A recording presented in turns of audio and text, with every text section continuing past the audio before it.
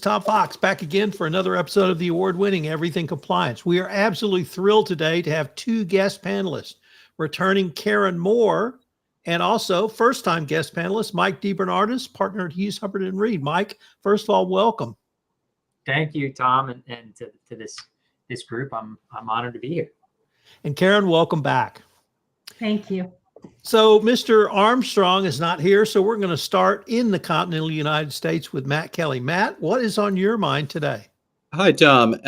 So what is on my mind is the plight of the Federal Deposit Insurance Corporation. That is one of the country's primary banking regulators here in the United States.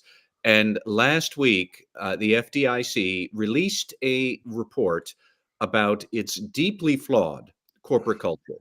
And there are many, many lessons here for corporate compliance professionals. We can get into those.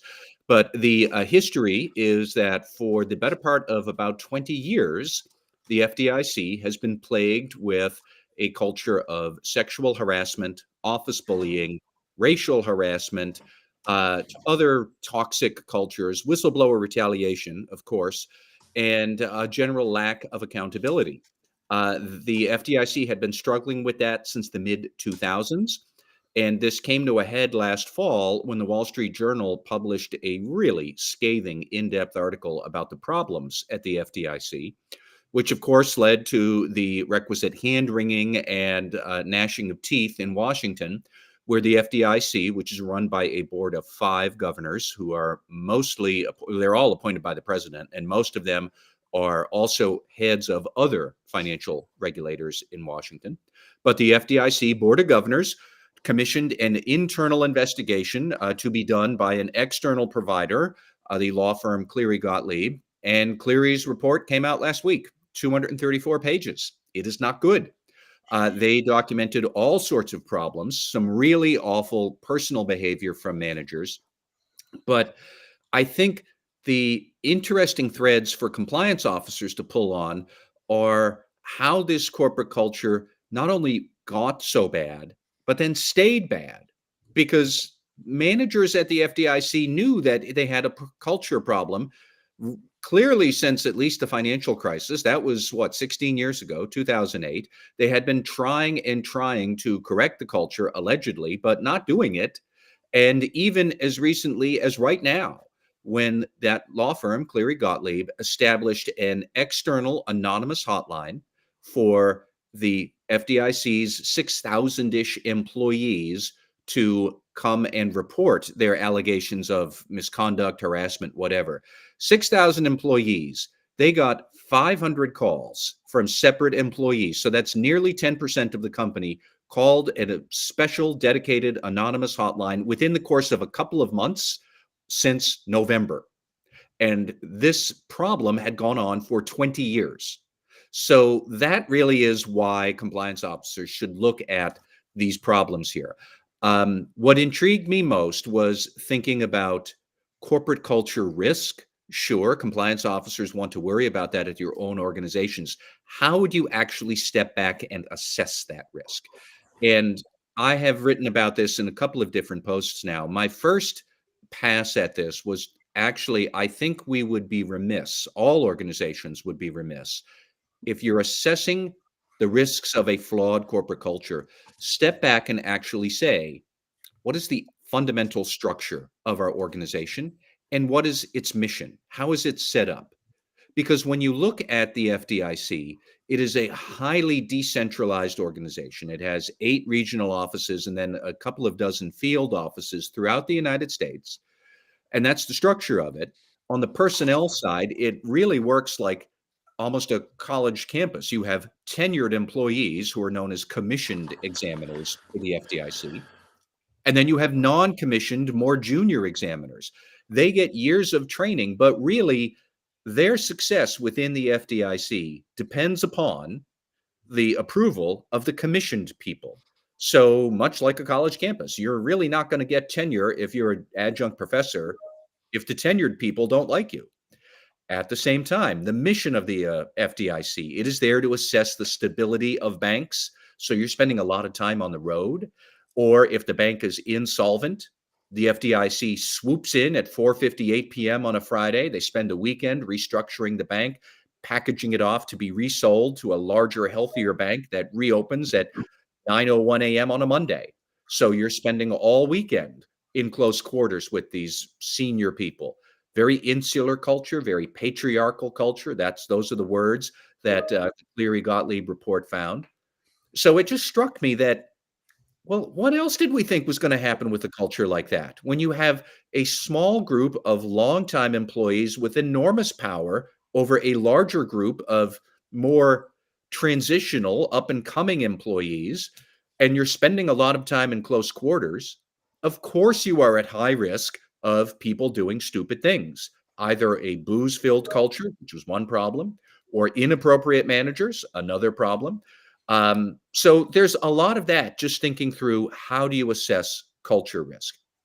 Then the other thing that I wanted to pull on here was that Cleary Gottlieb did a root cause analysis, and Jonathan Marks, I know you're a big fan of the root cause analysis. So Cleary Gottlieb identified 10 root causes, which I don't even know. Is that a lot? Is that too few? I get that probably most companies with problems have multiple root causes. 10 seems like a lot. But the very first root cause that Cleary Gottlieb identified was a lack of accountability.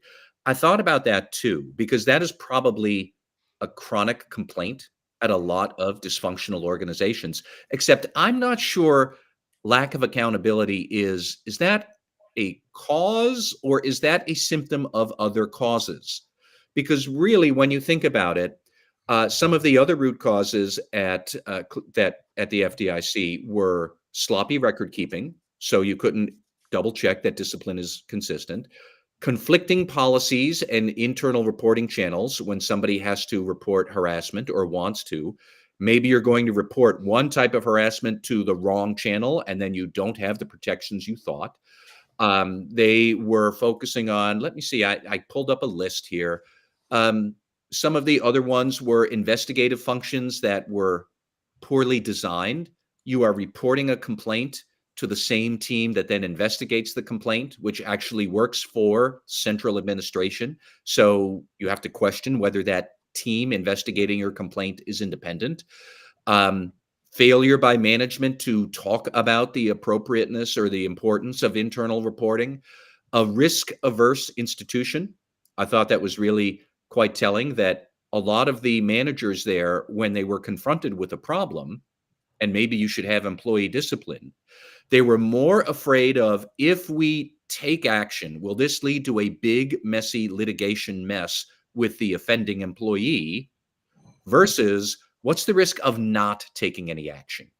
Well, the risk of not taking any action is employees thinking nothing gets done. So there's no accountability. And it was just an interesting reminder that when we talk about lack of accountability, which we talk about in ethics and compliance all the time, it's not really a problem unto itself. It is the result of other problems and other choices management makes that often are very practical. You have the sloppy channels, you have the poorly structured investigations, bad record keeping. Those are not things that just kind of come up out of nowhere. You choose to allow a lot of these problems, and then, like a ghost out of the machine, along comes lack of accountability. It's not a problem unto itself. It is the result of other problems companies deliberately decide to live with. And I mean, I could keep on going, as most people could figure out by now, but the FDIC is going to be a fascinating case study for ethics and compliance people who worry about corporate culture. Karen, you have a question or comment for Matt?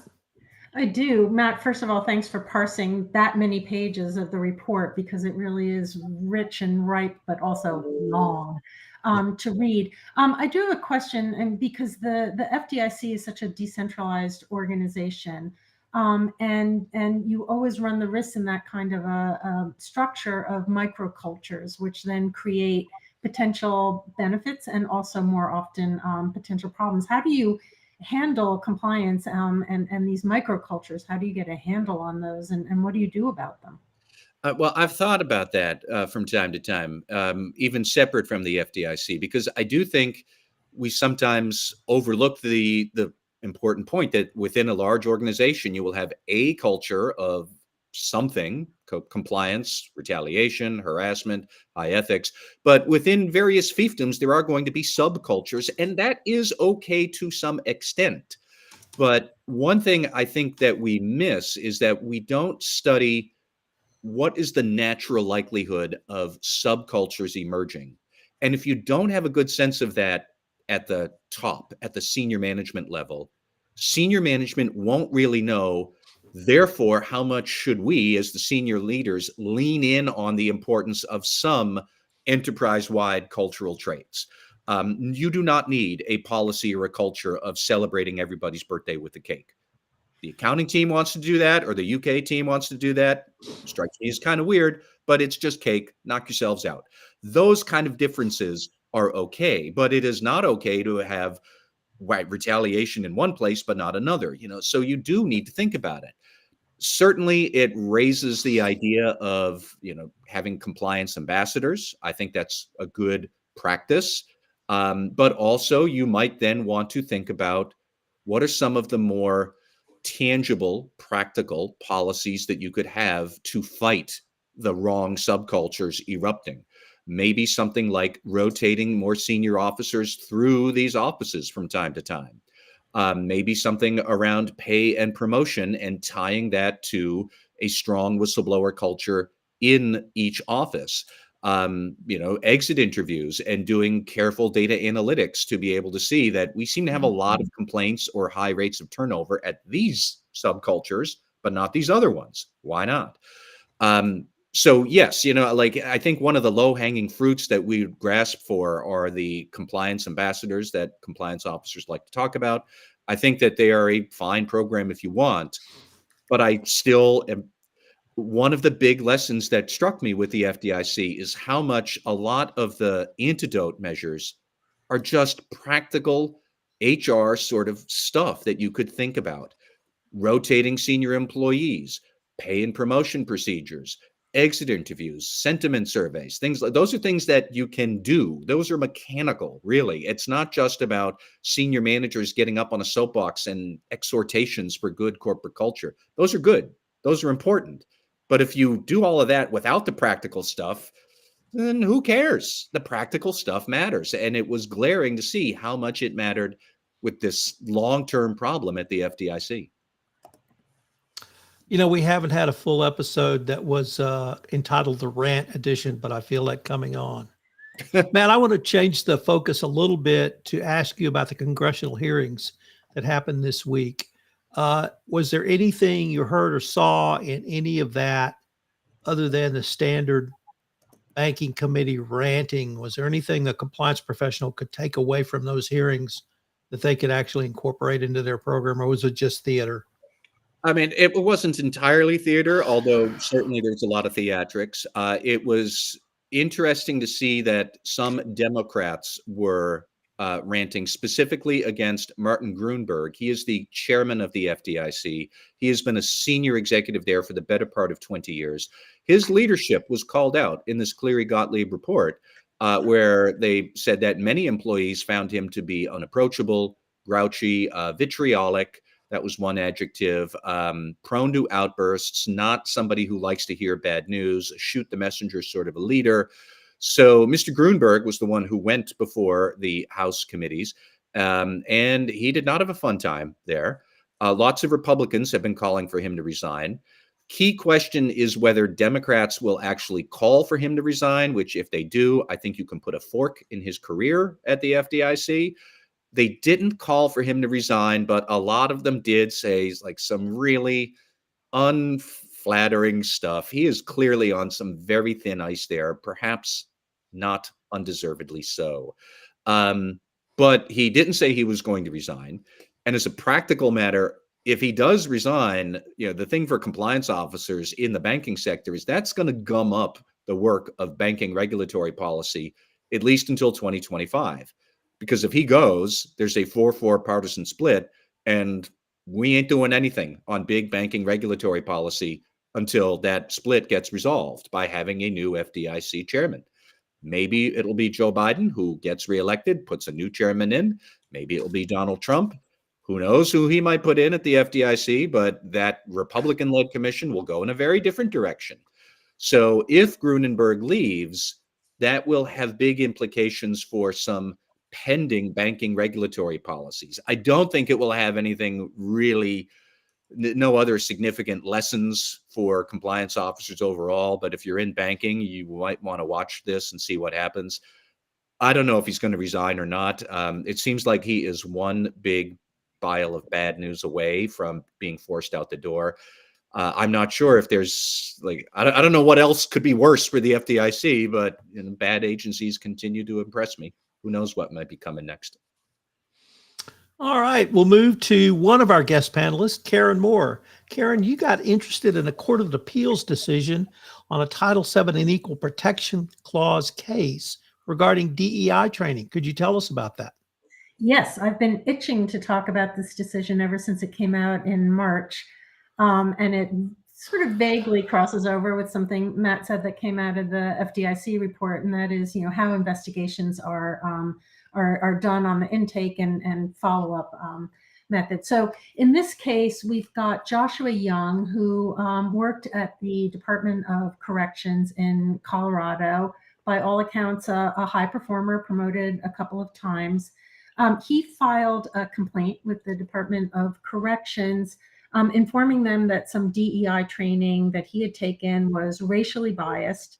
But he was told by the Department of Corrections that his claim had no foundation and would not be investigated. It was not taken any further, and Young subsequently quit and filed an action and lost in the first instance and lost in the second instance as well. So he sued both the Department of Corrections and the Office of Health Equity, which was the source of the training at issue.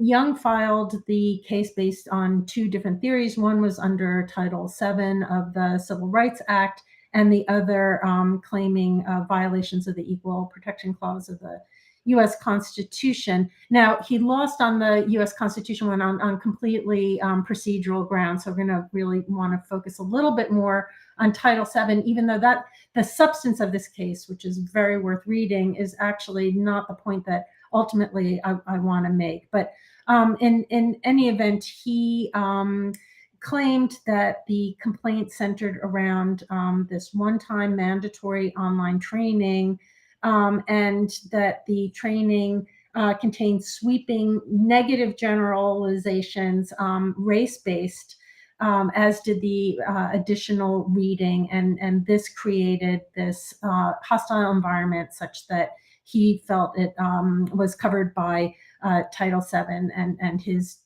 termination, or his voluntary termination, his decision to quit, was based on harassment arising out of this training. Now, I'm going to add one.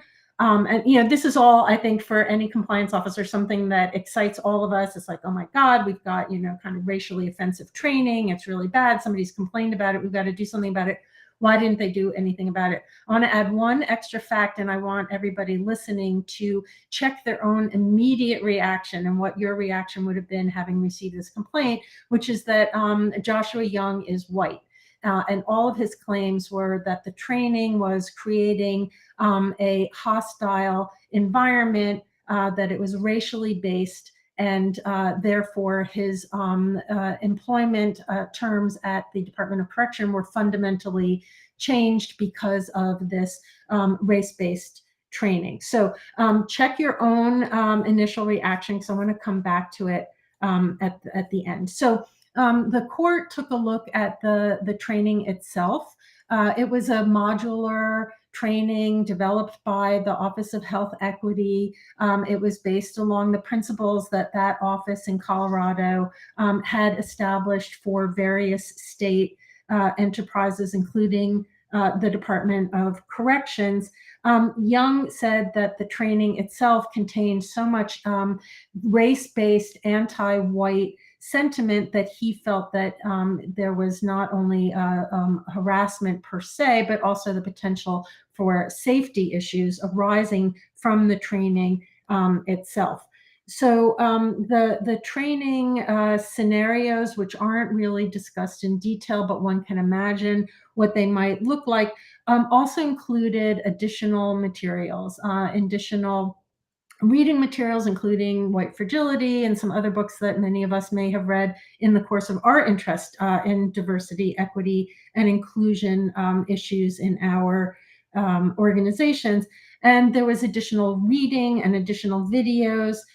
There is a glossary that was created by the Office of Health Equity, which contained definitions of a number of terms, including white fragility, white exceptionalism, which is defined as something that says that people who are trying to be allies to underrepresented classes themselves are incapable of becoming allies.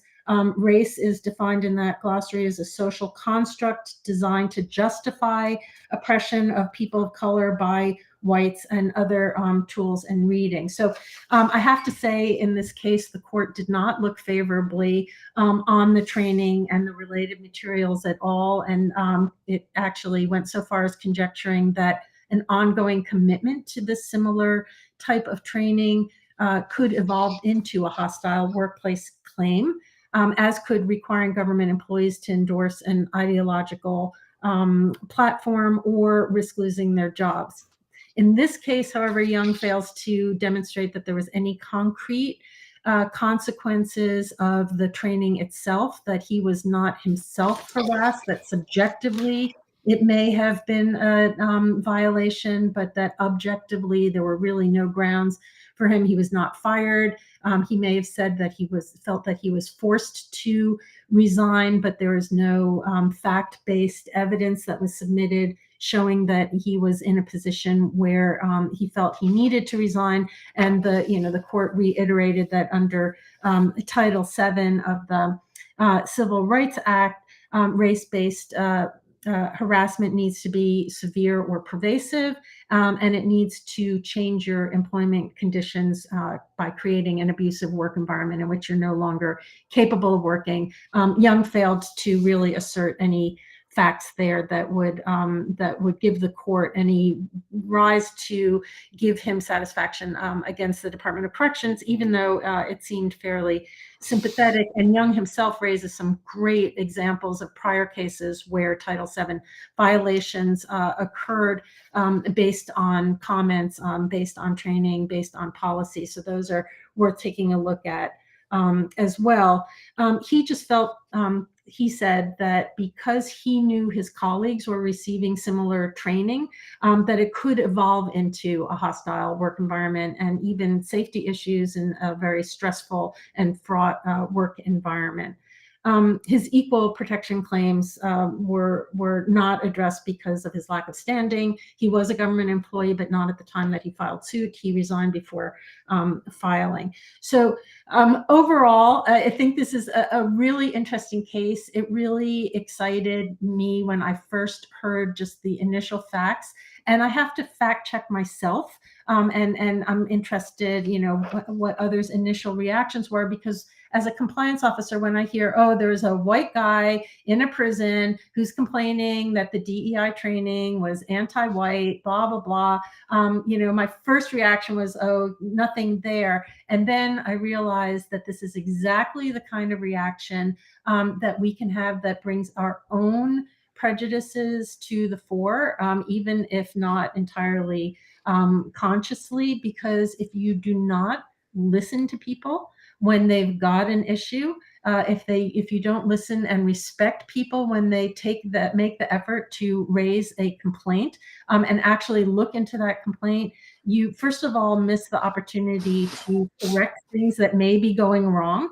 And if not, you miss the opportunity to educate the person, to make them feel heard, to have a conversation, make them see perhaps a different perspective than they started out with. So I think that not letting your own bias diminish your ability to investigate and correct is really something that is endemic, or something that is very tempting when you're a compliance officer who's overburdened possibly by complaints here. So, the Department of Corrections lost what it considered to be a high-performing individual. The court now has already kind of raised the specter of problems that one hopes the Office of Health Equity in Colorado will take a look at its own training and potentially address. And for compliance officers everywhere, listen when people are unhappy, even if you start with the assumption that they are wrong or they do not have anything worthy of listening to. So that is Young versus Department of Corrections and the Colorado Office of Health Equity. Couple of small learnings there. Matt, do you have a question or comment for Karen? I do, actually. I think that this is a really important point that Karen brings up about listening to people even when they are challenging your preconceived notions. And I can take it in a very different and unfortunately darker direction, that here in New England, we were haunted by a case of a young girl, Haley Montgomery, who was beaten to death by her father, who was a violent criminal. And before that happened, this girl had disappeared and nobody knew where she was. This was in the early part of the 2020s, and the pandemic did not help. But the only person who was running around saying, wait a minute, a 5-year-old is missing, we need to find her, was her mother, who was homeless, a junkie, and had a criminal record herself, but she was not violent, and she did love her daughter. And she was running around for a year looking at social service agencies, schools, police, trying to get anybody to listen to her, that my daughter seems to be missing. I fear the worst for her and her father. And of course, the worst happened, and her father was very recently convicted of murder and sentenced to, I think, the rest of his life in jail, which is exactly where he belongs. And it's easy when somebody raises a hotline complaint, when a Black person says, I'm suffering racism, when a woman says she's suffering sexual harassment, you listen to that because that fits what you would normally expect. But when a homeless junkie with a criminal record calls you up and spins out this crazy story about a missing kid for a year and how could that possibly happen, are we all sure that we would listen to that? Because I've been in the news business for a long time. I have had my share of crazy people call me up on the phone, spinning out all sorts of stuff. And it is a point that haunts me about, are we as ready as we like to think to hear complaints, even when they come from an unusual source and it's an unusual set of facts that challenges our preconceived notions? And like in New England, at least with that Haley Montgomery case, a lot of us, we screwed it up terribly.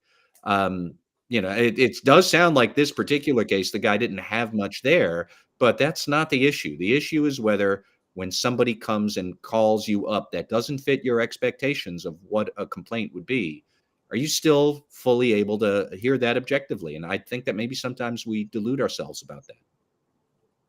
Yeah, I think you're so on point there, Matt. And he may not have had a Title VII claim for harassment, but he certainly had some issues that he felt were important and valid enough to bring up internally with his organization. And the court didn't disagree with that. Mike DeBernardis, do you have a question or comment for Karen? Yeah, I mean, I think we're as a group in agreement here that this is a kind of a good example of the issues that can arise when if we're sort of pigeonholing it, when the intake on a complaint is taking and bias isn't necessarily the perfect word here, but taking letting their own bias influence maybe how they react to that complaint. I think the tougher question is, as an organization, and Karen and Matt and everybody else, I'm curious for your thoughts, how do you combat that, right? Especially when you have a whistleblower program where you're maybe getting hundreds of complaints a day. How do you go about combating allowing the reviewer's own personal biases or an organization's biases influence how you react to those complaints? Yeah, I think that's a great question, Michael, because I know from experience that sometimes you get more complaints than you feel equipped to handle, and you've got to establish some very objective criteria. In my approach to investigations has always been, as long as there is an allegation that, if proven true, would violate our code of conduct or our related policies, we will investigate. The harder part comes when you've got somebody who's very unhappy about something that is not foursquare within the compliance code and policies, and you don't feel that you have other places for it to go in the organization, that maybe your HR team doesn't have an adequate intake and investigations procedure, or even your internal controls team, or that people feel really captive to the very people that might be investigating something, and you are equipped to do it, but you don't have the resources. What do you do? In this case, depending on how your organization is structured, I would say that most compliance teams would at least have a shared accountability for investigating anything that alleged race-based harassment or inappropriate mandatory training. And I hate to say it, but if it had been a Black person raising this exact same issue, most organizations would have been all over it. Jonathan Marks, you have a question or comment for Karen? You're on mute, Jonathan. Going back to the whole conversation about whistleblowers and reporting and listening to people, the biggest thing that I see in practice is that companies do not have, I think you were mentioning this, a robust allegation triage type of program. When a complaint or a comment comes in, where does it go? How does it get handled? But I will tell you that if you did not investigate everything, or at least pay attention to everything, that one time that you do not do that is the one time that it's going to come back to burn you. And then the last thing I want to talk about with this, we keep talking about intake. I'm a huge fan of outtake as well. When they're walking out the door, you better have a good exit strategy or exit interview process in place, because at that point in time, people are like, well, my fear is gone. My shtuss is out of me. I feel free to speak, as I wish. And there's no fear of repercussion because they're walking out the door. I think that's where a lot of organizations really do fall down. You get great information when people are walking out the door. And I think a lot of people miss that huge opportunity. Yeah, I like both of those points, Jonathan. One is that once somebody raises a complaint, you're on notice. So completely ignoring it and failing to do at least an initial intake and a proper evaluation is dangerous for the organization. But it also, creates that lack of respect for the reporter who's bothered to speak up about something, and who may not have any basis for a claim at all, but should be heard and feel that they've been heard. And then that exit interview, that's a drum I've been banging for such a long time, because you get great information there, but you both get HR a little bit reluctant. And then I find that my legal colleagues sometimes also get head up about it. It's like, well, then the employee's in an adverse position the minute they walk out the door, and we shouldn't be talking to them. So yeah, everything's complicated. Yeah.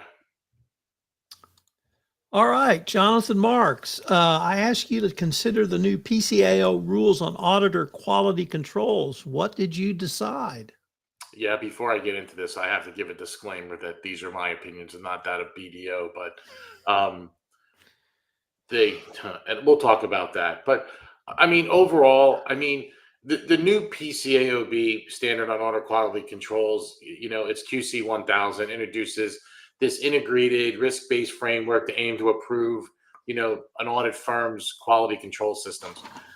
What does this sound like just by reading that? It sounds like, that the PCAOB is finally coming into, the current reality that the risk landscape has changed, and we need to kind of fix this a little bit and recalibrate or tune a little bit. Why the PCAOB decided to issue this new quality control standard? It was in response literally to significant changes in the audit environment and the deficiencies identified in audit engagements and quality control failures during inspections. They have taken the lead here like we all should, and using that feedback that we're getting, that feedback loop to better the overall process. So I think, what they're trying to do and what they're aiming to do is they're doing the right things. There were 43 or so comment letters submitted, by various stakeholders, including accounting firms, investors, and academics, which generally, when I read it, indicate a positive outlook towards this new standard, emphasizing, I think, kind of its potential to enhance audit quality. And that's really what we're driving at, is to, we're the gatekeepers of the capital market, so to speak, as auditors. But I think overall the comments reflect that there was a collaborative effort, to ensure that the final standard effectively actually addressed the evolving needs, of the audit environment, balancing. There's a technology piece that flows into here too, but technological advancements and changing business practices with the need for rigorous audit quality control. Key elements of this, like I mentioned early on, but I'll kind of highlight them because I thought it was interesting when I went through and did my read. There's a risk assessment and management. Firms now are required to establish clear quality objectives, assess potential risks to these objectives, and respond appropriately to manage these risks. Again, this nomenclature that I'm going to say shouldn't be new to any of us. Monitoring and remediation. Again, words flowing out of the PCAOB now that, we've all been talking and bantering about for years and years and years. But there's a strong emphasis on ongoing monitoring now and a remediation process, which, help firms continuously evaluate and improve their quality control systems. All of this and a lot of this has been going on already. I think this just really formalizes it because I think, being in this environment for as long as I have, I know we're always trying to do better, and we're always trying to make sure that things are as complete and accurate as they possibly can. The third component of this is annual reporting. Audit firms must annually evaluate the effectiveness of their QC systems and report these evaluations to the PCAOB through a new non-public form that they have created. It's called Form QC. Here's a little bit of maybe a little bit of a twist for larger firms. And I don't know, this is kind of where I get a little bit on a, I'll talk about it and then we can talk about it together. But for larger firms, there's this external oversight now discussion that requires an external quality control function. They call it the EQ, I think the EQCF, to ensure independent judgment in evaluating the firm's quality control system. So, they're looking for sort of this external oversight for all of this, which I think is good. And it's not like that stuff hasn't been around for a while, but again, it's really formalizing and enhancing the overall process. And then I think the last thing that they actually kind of highlight and chunk out is, the technological and ethical standards and that set specific requirements for firms to use technology and align ethics and independence requirements, with those of the SEC and the PCAOB. So this standard goes into effect on December 15th of 2025.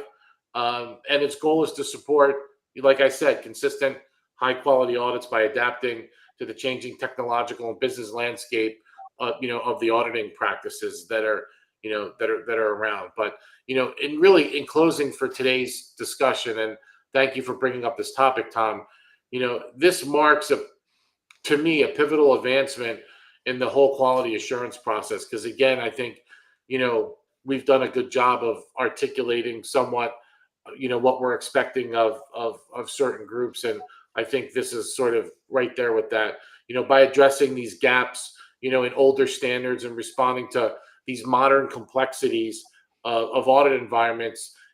This standard really does offer a structured, risk-based approach that promotes greater accountability and continuous improvement, which again, sounds like all the stuff that we talk about, all the time. I can't guarantee if it'll work or not. I don't know if there's going to be changes, but it does represent a significant step forward, safeguarding the integrity of financial reporting and enhancing investor confidence, making it a crucial update, I believe, for the audit industry. So that's my take on this QC 1000. Matt, do you have a question or comment for Jonathan? I do have a question for you, Jonathan. So I see things like that standard, and I see other pronouncements from the PCAOB and the Securities and Exchange Commission. Like the PCAOB had an alert not long ago for how firms should be more skeptical or thoughtful about evidence produced by their clients or other third parties. Like it looks to me like generally the PCAOB is telling audit firms do better at our lofty goal of being skeptical about what is going on with your clients. And what is your take on that? Because for a lot of listeners who are at companies saying, well, this is cool, but what does it have to do with me? It's like, I suspect this is going to touch them eventually as the firms feel more pressure to, like I said, do better at being skeptical, high integrity firms that, look very askance at what people are telling them, which is an auditor's job. I think that's a great point. I've spoken about skepticism over and over, and I've written about it as well. In the world of investigations, which is where I generally live in, we talk about the skepticism as being that sort of that kryptonite, if you will. When I actually lecture about this, I tell everyone, hey, from a white collar perspective, white collar criminals build a false sense of integrity around themselves because they want you to what them. And the answer is trust. And when you trust them, you lower your level of skepticism. So when you lower your level of skepticism, I think that's really where bad things really happen. And so, Matt, your points are right on. I think a lot of this really goes back to stuff that has been brought out by, I believe the Center for Audit Quality has brought out this topic before about skepticism. I could be wrong, but I'm pretty sure that they've addressed it. I know that there have been articles written about it. But I think really fundamentally, after thinking about this and reading through this and coming up with my own independent conclusions, I came up with the same thing that, there's a couple key things in there that I think that from an auditing perspective, which I know a lot of the firms are doing, they're revamping and modifying their training, and they're calling folks out. But it also goes back to the fact that I believe that if somebody sees that there's something there has to be an avenue to respectfully make those comments, knowing that at some point you may disagree with somebody. And that's everybody loves great news, but they hate horrible news or when somebody goes against, whatever it is that they're thinking. And I think until we get to that, that human factor, so to speak, is always going to be a play here. And it's always going to be a risk. You could train everyone to the best they possibly can be, and they can know every FASB or, pronouncement that's out there.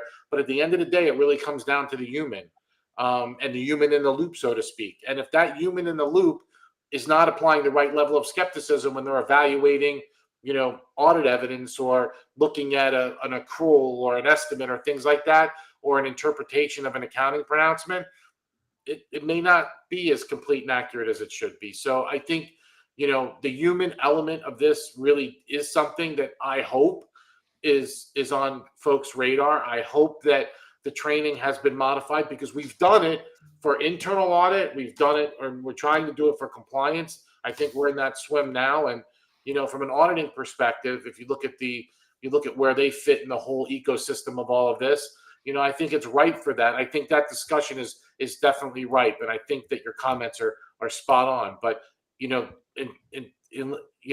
not going to eliminate that at all. It can't be eliminated. It can be controlled. It can be monitored. It can be evaluated. It can be challenged. But eliminating, folks for not applying the right level of skepticism, that's a tough one. Mike DeBernardis, as everyone knows, in March, the Deputy Attorney General Lisa Monaco announced a new DOJ whistleblower incentive program and put the DOJ on a sprint to get policy released. We've had some information on that policy. Mary Inman, who is a whistleblower representing lawyer, has visited with us on this topic.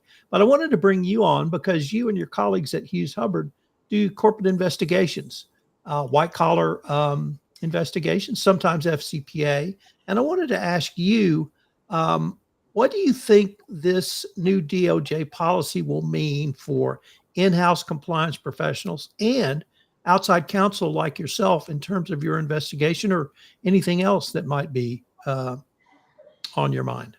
Sure. Yeah, thanks. And I'm going to address your points first, but there is something else related that's on my mind, and that's the even more recent pilot program to encourage for voluntary self-disclosure by individuals, which I think the two things running parallel to each other could have major implications for companies dealing with allegations internally.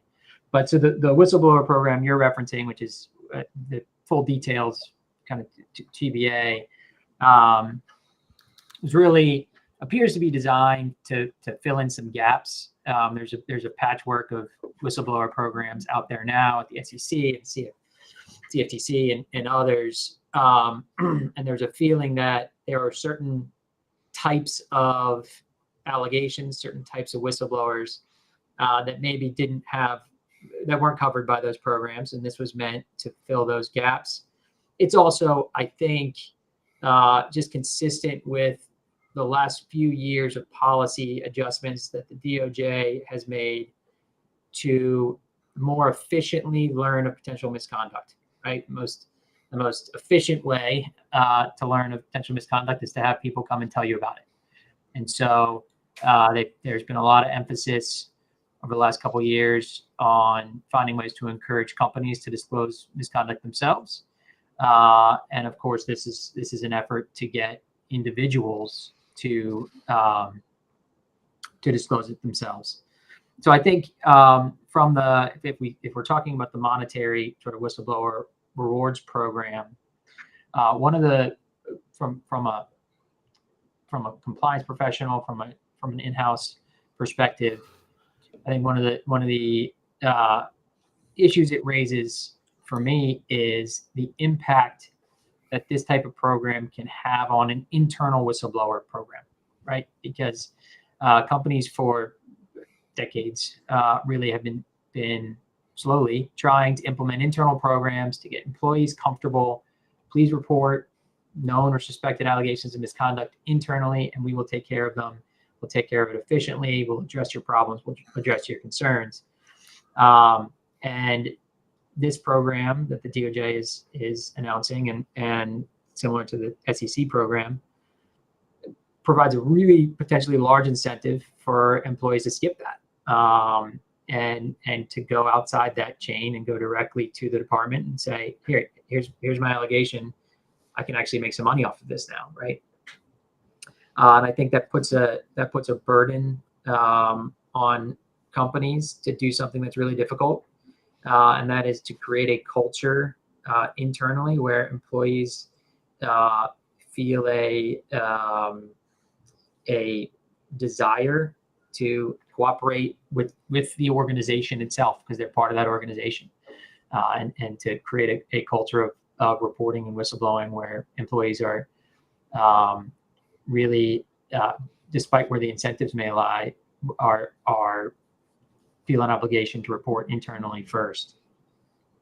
I did want to talk briefly about the voluntary disclosure program, because I think the two things together also put significant pressure on internal investigations and the timing of those things. So the voluntary disclosure program, which the criminal division announced, offers the carrot of a non-prosecution agreement for individuals who basically tell on themselves and their company, right? So people, a whistleblower program is at least as announced, will exclude people who are actually involved in misconduct. The voluntary disclosure program is designed for them. Come to us if you have done something wrong. We have the carrot here of a non-prosecution agreement if this information is unknown to us, and you're going to cooperate and testify against other wrongdoers, including the company, and take some other steps. We will potentially not prosecute you. So that's also a very big incentive. There's no monetary reward, but it's a big incentive. But the implication, I think, for companies responding to allegations of misconduct are really profound in some ways, because the DOJ in particular has been making tweaks to its policies to encourage self-disclosure by companies and to encourage it to happen quickly, right? So There's a lot of time pressure already built into the system. If you want to get credit for voluntary disclosure, you have to make your disclosure quickly. We saw this in the FCPA context with the Albemarle case. I think Albemarle ultimately disclosed within 16 months of learning of the misconduct after having conducted an investigation, and the DOJ decided that wasn't fast enough, right? So that pressure was already there, but now with these two components combined, with this whistleblower program and the voluntary disclosure program for individuals, you have a potential race to the department, right? I got to be the first one in the door. And particularly for this voluntary disclosure program, you could run the risk of, you get an allegation internally, you start an investigation, and now if the wrongdoer within the company learns of your investigation, they know the facts, right? They already know that they've committed wrongdoing. You're behind the ball because you have to investigate to really justify the allegation, and they can beat you to the DOJ. You can be moving as fast as you want, but if they learn of your investigation, they could beat you in the door to be the one who actually discloses this issue, and now you've missed out on your opportunity for self-disclosure. So it really amps up the time pressure. It creates some interesting issues in terms of how to structure an investigation, and especially in the early stages, to try to do it as quietly as possible, to not tip off internal folks that you're doing it, with the risk that they may go running to the DOJ before you've substantiated the allegations, and puts pressure on compliance professionals to create and the organization overall, to create a culture where employees want to be part of the organization and help the organization by keeping their allegations internal rather than sort of first instinct knee-jerk reaction to go out external. Mike, in terms of, I'm going to pitch this to Jonathan Marks because he talks about triage as well as anyone I know. But in terms of triage, does this really ramp everything up now that even if it's a suspicion of something that may be beyond just the routine, they've got to pick up the phone and call outside counsel? We've heard the Department of Justice or Kenneth Polite talk about the need for speed and self-disclosures. Do those factors really ramp all this up together in a way that we haven't seen? Well, I think that's a good question. And I think the real, just to add on there, there's a fundamental difference between an internal investigation and an independent investigation. And, as you triage an allegation, the farther you get up the food chain within a company, if you're dealing with a senior leader or some critical issue or a board member, whatever, those require independent investigations. So I think a lot of what we're talking about here is more independent investigations. And, it does ramp this up. I mean, there's always, and I'm sure Mike will agree with me, there's a lot of pressure on me as an investigator, as a forensic CPA, to get to answers more quickly today because, there's pressure from the regulators. They want answers. The problem with that is you can't really shortcut stuff. And so, and now what it's forced us to do, which is what we have done, is we've taken a completely different approach, to doing this other than, that we did before, so in the beginning, before we even got to certain things in the investigative process, we went through this whole big machination. Now it's more of a, how do we use technology to kind of sift through vast amounts of data to get to something that, may indicate or prove or disprove an allegation.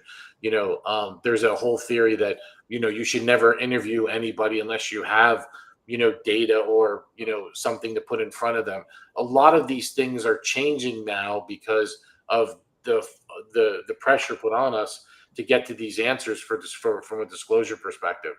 I will tell you this, I will never give up or compromise my reputation because, if I have imperfect information and somebody's really pushing me to make a decision, I will disclaim the living daylights out of that. But, you know, at the end of the day, you have to do the right thing. And I think you need to go through a very thorough and detailed process. And that's where, you know, the lawyers and the investigators are really getting pounded on. And I think, you know, what while it may be good in theory, at the end of the day in practice, it's really causing a little bit of consternation for us because of the pressure that's being put on us, not only by the regulators, but now, you know, by the clients as well. Karen, do you have a question or comment for Mike? Yeah, I have a couple of questions actually, because now we're seeing the corporate enforcement policy on voluntary self-disclosure by the organization, the voluntary self-disclosure by individuals, and now this whistleblower program kind of not quite dovetailing with each other. So for an organization to try and address all of these in the same kind of context of an investigation, I think is extra challenging, not just from an internal strategy perspective, but also from you know, who's going to report out rather than up. You know, I guess I have two real questions. One is the whole whistleblower thing, and I know this is my broken record, but for God's sakes, internally we've got to rebrand that and not call it a whistleblower. Don't even put whistleblower in the mind of the employee. You know, it gets right back to the heart of everything we've been talking about today, frankly, on investigations, which is, does an employee feel heard? Do they feel respected? Do they feel something's going to happen? Do they feel that there will not be negative consequences to themselves, but actually positive consequences to themselves? Are they going to be rewarded not monetarily, but from a the way they're viewed within the organization, and their opportunities there? That kind of whole loyalty question, which I still struggle with, but a whole other topic of conversation. So question number one for you, Michael, is what is the ability, and it really struck me when you said that if you are aware now of an internal investigation and now you see this personal benefit to reporting out because you've learned about this internally, how do you manage that within the course of an internal investigation without then creating a new risk that you may be taking actions which are seen as having a chilling effect on the ability to report out? So that's question number one. And on that VSD for individuals, I've struggled with this for a long time in those rare instances when you have senior executives implicated in a major potential misconduct, is how do you reassure them that you've got their back, even though they've got you know, kind of personal exposure and liability? So two kind of different questions, but I'm really curious to hear your thoughts. Yeah. So I'll start with the second question because one of the things that's I think partially the DOJ was anticipating was this issue, and so the very senior executives, I think the CFO and the CEO, are actually excluded from eligibility. They can't avail themselves of this program, which I think was probably a wise decision. But I think overall, there's a tension there between when you're doing an investigation, especially dealing with executives, managers who are implicated, potentially implicated, right? There's a tension there because you're demanding their participation in the investigation and their cooperation. Most of the time, I don't want to say most of the time, oftentimes, it is against their best personal interest to cooperate because they may have criminal exposure involved if the allegations are substantiated. So it's a very difficult tension. And, you know, especially as the DOJ has ramped up pressure on companies to, you know, full cooperation means tell us who and how. All right. So we gotta name names versus the old days where you could kind of say, yeah, we as a company did it, but we're not going to tell you who exactly was involved. So it does create a tension. It's a very difficult balance. I wish there was a one size fits all answer for it. It's not. I think it varies depending on the approach. Has to vary depending on the facts and circumstances and frankly the personalities of the individuals involved and the personality of the sort of company and its culture in general.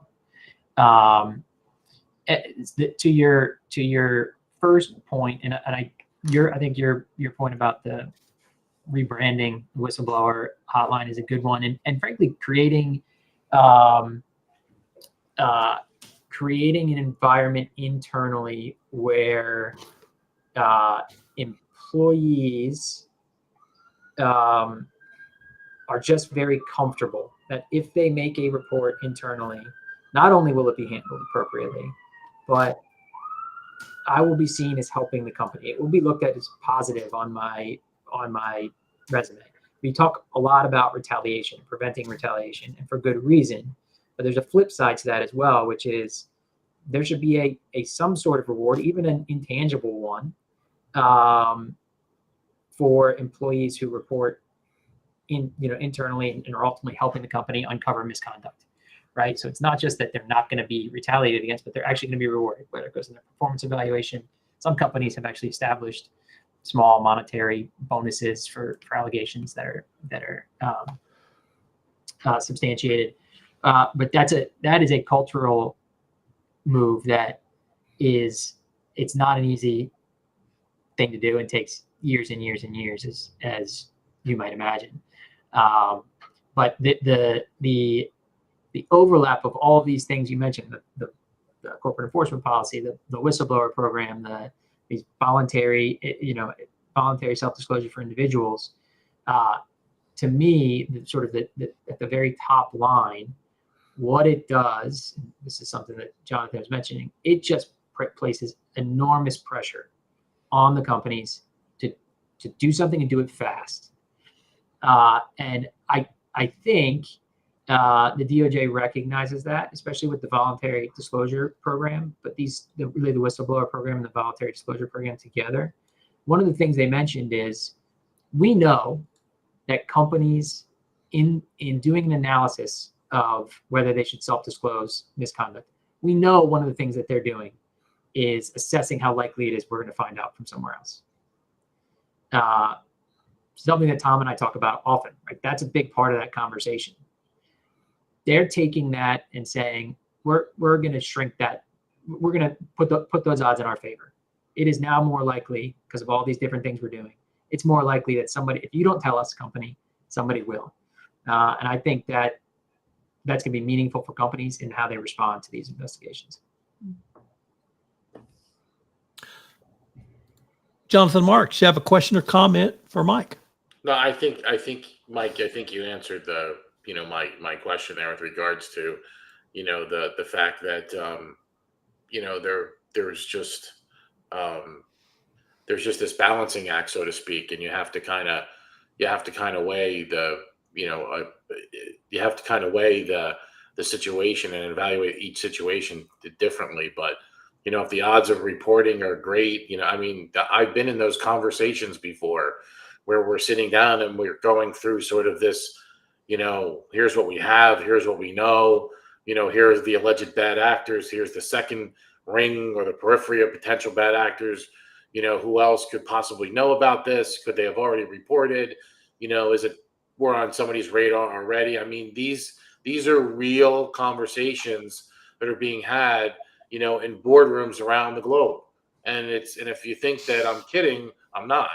But it's become very interesting. The one thing that I wanted to ask you though, Mike and Karen maybe, and even Matt and Tom, when you report an ethics violation, there are people out there that we all know and we've heard them speak and some of us have read their books. There is some form of sort of post-traumatic stress disorder that comes into play here. And so I often wonder, and I spoke about this, I did an ethics presentation for the ACFE this week, and I believe I mentioned this. I often wonder that in these ethics program, should somebody really employ, I hate to go back to, fantasy land here, but, if you go back and look at Bobby Axelrod's corporation and Billions, they had a psychologist on staff.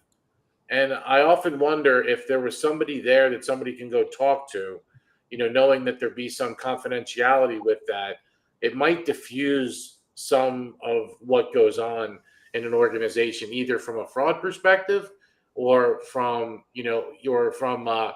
somebody who's has this great deal of trepidation to basically sit behind home plate and watch somebody coming around third base and not calling the play safe or out. And what I mean by that is, I mean, at some point it's really binary. It's either an issue or not an issue. And a lot of times people are afraid to say that this is an issue. And, maybe that would help or it wouldn't help. But, I've been bantering about this for years, and I often think that we have it all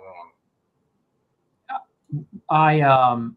While I'll caution anybody from using AXCAP as a model for an ethics or compliance program, I do absolutely think that's very interesting idea, and I think you're spot on in terms of the sort of trauma and carry-on effects of making an internal report can have, and I think thinking outside the box about how we address that is a really good idea. Yeah, I have to say that it's, again, a question of resources, because I've always thought that all of the players in an investigation need ongoing support and counseling. And, you have to listen to them throughout the course of the investigation and then in the aftermath. Maybe nobody more so than the person or people who have been accused of the misconduct. And it just becomes a question of where your priorities lie and where can you spend your time. But story for another time. But I had a disastrous outcome with failure to do that very thing, and that still weighs on me. Frankly, I think some of the investigators could use some support and counseling as well. Yeah, no, I think, Karen, I'll make this last comment. We can move on. I mean, I find myself lately, in the role of, Maggie Siff and AXCAP, trying to talk, and connect with folks and, make them understand, what it is or it's very interesting. They always say what makes a good forensic accountant. You have to understand auditing. You need to know a little bit about the law, and if you go around the wheel of skills and attributes, psychologist is definitely in there. And, again, I often wonder if we're not going back to fundamentals of the way this investigation process is really rolling out. If you look at the curriculums in colleges and universities, it's, accounting 1, accounting 2, accounting, maybe there should be something in there that really does talk about, the psychology of fraud and ethics and how to deal with that, and, how to identify certain things or be a good, I don't know. I'm just speculating at this point because I'm always trying to drive the profession forward. But I think the conversation is one that we could probably sit here all day and kind of, keep going on it. Yeah, I love that, because, frankly, speaking up is a betrayal. It's either betrayal of the organization, it's a betrayal of your team, it's a betrayal of somebody or something that you're supposed to have a sense of loyalty to. So, yeah. I learned a long time ago, the best lawyers were part father confessors. So with that, I cannot wait for this week's shout outs and rants. We'll keep the same order and I will bat fifth. So Matt Kelly, what you got for us this week? Today, I'm going to start with some praise and then probably wander off into a rant by the time I'm done. But I am here to praise the Supreme Court, which is not something I really have done lately in the last couple of years with this court, for their ruling earlier this week upholding the funding structure of the Consumer Financial Protection Bureau on a 7-2 vote, rather decisive, that yes, the CFPB can get its budget as a percentage of the Federal Reserve's budget rather than an annual appropriation to Congress. That is not news. There are multiple agencies out there that get their funding in this same way. It always seemed to me to be a bit of a no-brainer that the CFPB can operate this way, and this case should never have reached here. Oddly enough, of course, it only reached this point because a bunch of right-wing people who don't like the regulations of the CFPB, this is the part where I veer into a rant, that they pushed this case, and it went nowhere in the district court, so they appealed to the Fifth Circuit Court, and they wound up with a bunch of Trump appointee judges to evaluate this. So y'all know where that's going to go when you get Trump judges involved, is that the Trump judges said, well, of course this is unconstitutional, and therefore maybe the entire corpus of work for the last 13 years of the CFPB should go down the toilet, which would have been a complete bureaucratic and legal quagmire and a mess if that had happened. And the Supreme Court wisely said, this is also ridiculous. Of course, it is actually constitutional, and we do not need to invalidate 13 years worth of the CFPB's work. Really, what gets to me is that these right-wing groups don't like what the law allows a regulatory body to do. So then they try and attack the regulatory body from other directions under these flim-flam reasons about, is this constitutional funding or something like that? Like, give me a break. If you don't like what the CFPB is doing, then assemble a working majority in Congress to pass a law that changes what it does, which the right-wing people opposing the CFPB never did because they can't, and they all know it. Most people in this country like the idea that there are some curbs on predatory financial practices, and I get that compliance with the CFPB's rules can be a pain in the neck, but hey, that's the job. This is what we elected Congress to do. This is the law that they passed in 2010, and therefore it all flows from that. So, I suppose that what my real rant here is these continuing attacks on the government's ability to solve problems. And that seems to be the beef that these critics have. And enough. If you don't want the government to solve problems, put a bunch of people into Congress who then defang the federal government. That's fine. You can do that. This is a democracy. That's not what they do. They wind up trying to use Trump judges to see if they can dismantle everything and leave everybody else vulnerable. And enough. And when even this Supreme Court says enough, of course, the CFPB can stay. That really just says a lot about how weak this case is and the general lack of interest that this group has in solving the country's problems. That's all. I'm going to get off my soapbox. All right. We have a very high bar set. Karen Moore, what do you got? I've got flood sympathies going out. First to Texas, where, Texas is so big, but I heard flood and I immediately wanted to make sure Tom and his family were okay, and they are. But I want to talk about the flooding in Rio Grande do Sul in Brazil, where there are 500,000 people displaced, several hundred people dead, and untold numbers of people missing. And my shout out is going to go out to two rowers, Evaldo Matthias Becker and Pedro Tuchtenhagen, who have decided to drop out of the qualifying phase of their Olympic pitch in order to stay back and help out with flood victims and trying to find some of the missing people. I think the whole thing is made more poignant or maybe praiseworthy by the fact that in their category, the lightweight rowing category, this is their last chance at the Olympics. That category has been excluded as of the 2028 Olympics. So 2024 Paris was their last shot of bringing home a medal or just competing. So for people who have put Olympic preparation front and center for a long time and rowing at that level, to say, no, my country's more important, my country needs me. I really shout out to them and so many of the other, real heroes, noted and unnoted, who are stepping in difficult circumstances. Jonathan Marks. Bologna. Salami. Capicola. Roast beef. My shout out is to Dylan Beard on the Olympic theme, who is a Walmart deli counter employee who is going to be headed to the 2024 Summer Olympics. And Beard emerged as a surprise winner in the 60-meter hurdles at the Millrose Games in February. And it's really a great story.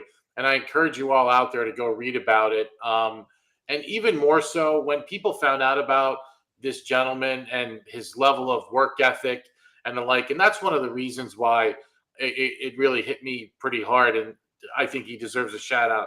And this guy's working in Walmart slicing meats. And he also went and earned his master's degree in public health at Howard University. He's training for the Olympics.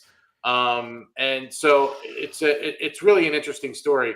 But Beard was actually blown away when the Today Show's Craig Melvin presented him with a check from Walmart for for $20,000 so his friends and family could support him as he makes his way to the Olympic trials. And I just think that that's just awesome. And so, to everyone involved in that and for recognizing this man's, zest for, competing and especially, working hard and his level of ethic. I just think it's remarkable. So a big, huge shout out to Dylan. Mike DeBernardis, high bar, buddy. I know. I'm gonna go with a quick shout out to my Washington Commanders, who have for the entirety of my adult life caused me nothing but anguish and pain and suffering, and I am absolutely getting ahead of myself, but am just after what looked like a strong and competent draft process, seemed to be running like a professional organization again. So I think talk about tone at the top. We could have many conversations about how the tone at the top of that organization has been affected, but that is I am optimistic for the first time in a long time. So shout out to the Commanders. Go Birds. Well, I won't start with Go Cowboys then. There's been so much this week that I could talk about. I could talk about Marjorie Taylor Greene complaining about the false eyelashes of another House member. I could read about Greg Abbott, who pardoned a convicted murderer who, with malice aforethought and announcing on social media he was going to kill a Black Lives Matter protester, drove directly into a crowd, stepped out of his car and shot one. I could rant about Justice Samuel Alito, who flew a Stop the Steal flag on January 6th from his house. But I'm going to shout out and rant to the city of Louisville because two things happened. The first was they released the video of the cab video of the driver who drove off the bridge over the Missouri River and hung there for an hour while she was rescued. Well, it turned out a car had veered into her lane, dodging another car who had stopped on the bridge, and the driver, one Sydney Thomas, avoided hitting any other cars while driving her 18-wheeler and crashing through the rail. So shout out to Sydney Thomas. But Louisville being Louisville, you got to bookend it with a rant. So today, at the start of the PGA, police officer Brian Gillis arrests the #1 golfer in the world, Scott Scheffler, for some sort of driving violation. And I have to read what he was charged with. Quote, damaged Detective Gillis uniform pants valued at approximately $80 beyond repair. So, City of Louisville welcoming the world's golfers to the PGA. What do? Well, let's arrest the #1 golfer in the world. Now, to Mr. Scheffler's credit, he is under par for his first round. So, what a great episode, guys. I can't thank you enough. Special shout out and thanks to Karen Moore and Mike DeBernardis for joining us, and can't wait to see what we come up with next time, guys.